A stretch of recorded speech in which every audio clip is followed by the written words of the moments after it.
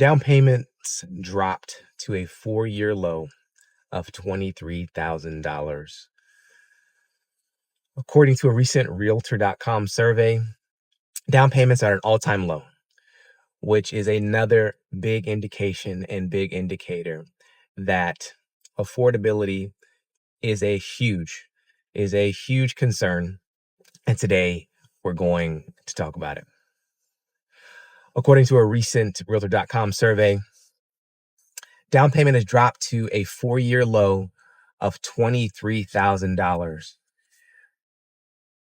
down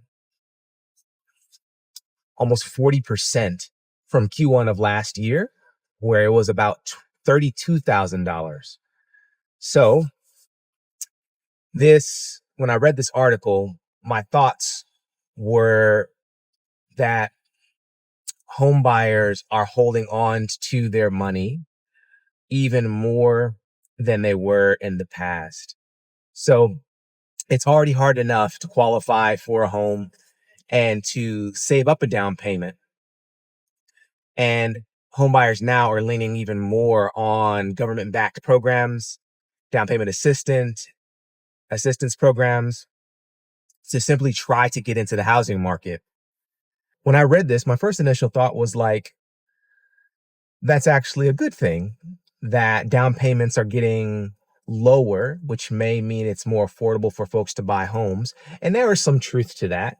With that decrease in down payment and down payments percentage overall, there are a lot more concessions being made by sellers. There are an indication more inventory is hitting the market. But it's also saying that home buyers are being a lot more particular with how they are spending their money. And obviously, the number has decreased, so they may have a lot less money to spend. But what caught my attention about this article is that it's at a 4-year low. And in Q1 of 2025, the average down payment was $32,000. And now it peaked during the pandemic. And now, as it's slowly made its way down, we're at a 4-year low of $23,000. And that's not even the most shocking part. But when I read that, it was the biggest thing that stuck out to me is how an indication that we're still in a market where affordability is a lot more of a challenge than I believe many people think. And buyers, everyday people, are out here really doing what they can to save up what they can to purchase a home. And the economic state of things, the market is really not helping. It's really not helping. And these are certain data points that are just speaking to how difficult it truly is for the everyday American, for the everyday person to buy a home. And the most interesting part is the second half, or the second section of this article, and it talks about how much the average renter has saved up. You're not going to believe it, or maybe you will. The average renter has liquid assets that equate to $2,600. So the gap between what renters have saved and a down payment is gigantic. When I read this, my jaw almost hit the floor, because I didn't realize how difficult it is for folks to save up what they need for the average down payment. And that $23,000 is the average, roughly, right? So the $32,000 during the pandemic was a high, and it's dropped to a 4-year low as of recently at $23,000. So $23,000 is a normal down payment for the average home. So think about that. The average renter has about $2,600 in liquid assets accessible to them in a given time. So I'm not sure if when I hear this, I'm thinking it's a discipline concern, or it is an income concern, or what. But it was shocking how massive that gap was between what the average down payment is, according to Realtor.com, and what renters have saved in liquid assets. And this is cash in the bank, stocks, retirement accounts, all these different things. So it really was alarming to me and concerning, just how difficult it is for folks to save up to purchase a home, but to get their finances in order to even be in the running, be in the market to purchase a home. So eh, this all speaks to how things are not getting any better, really. And the current market that we're in and where things are headed, there, all these signs are pointing to um, a very dismal outcome, at least in the near future, in terms of affordability.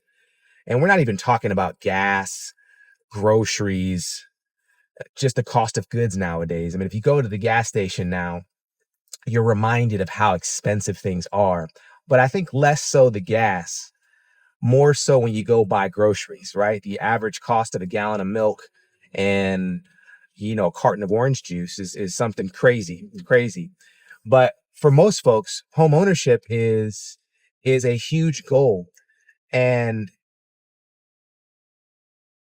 it's really concerning to read articles like this and to know what everyday people are dealing with and what can be done. Most people are holding on to their money. It's almost like the choice. Do I spend money on my rent or my current living situation or a car to get me back and forth to work or making my car payment? Or do I spend it on saving up for a home or putting money aside for a home? And that is a really hard choice, especially as the numbers get bigger and bigger. Because keep in mind, $23,000 is the average down payment even before the pandemic, and it rose to $32,000 during the pandemic. So that number that we're at now is at a 4-year low after the spike during the pandemic. And although there's some affordability positive green flags in terms of sellers making more concessions and inventory increasing a bit, it's still, the concern is if you can't afford it and you don't have the money and you don't even have enough money to qualify for a loan or the amount of down payment that you need, as a buyer, you're not even going to be able to hop in the game, to hop in the home search, which is just very concerning. And the everyday person, the everyday home buyer, potential home buyer, is really, really struggling, really, really struggling given the current economic state that we're in. Hey, if you're looking for a realtor in your local area, if you're looking for someone to help you buy a home, sell a home, or buy a rental property, I'm here to help. I have a list of pre-vetted agents that I love to connect you with that will really ease that burden of shopping for an agent, going through all the process of finding a professional in your area. If that's you, scan the QR code that'll pop up here on the screen or fill out the form and click the link in the description below. And I'll reach out to you to start the process of connecting you with an agent, a local agent in your area. Thanks for watching. So I'm curious if you're seeing this as well in terms of your journey saving up for a home, or saving up $20,000 or $30,000 is a barrier for you watching this. And what are some of the barriers that are standing in your way of saving up for your home, even with a loan? Or I'm curious if you're seeing this as well, the difficulty in setting aside money to save up for a down payment. If this number shocks you, if this number is not surprising to you, or if this number is kind of like really, really a stretch. And I'm curious if you are in the buying market and you're shopping for a home, if you're seeing sellers make more concessions as you're shopping. I'm seeing this, but I'm curious what you're seeing out there as you're shopping for a home. Those two things. Let me know in the comments if you are seeing sellers concede a bit more and we willing to negotiate with you much more than you expected. But then also some of the hurdles you faced in saving up for your down payment, or what you're seeing in terms of what it's going to cost you in the market that you're in for a down payment. Well, with that, hey, thank you all so much for watching, and I will see you all in the next video.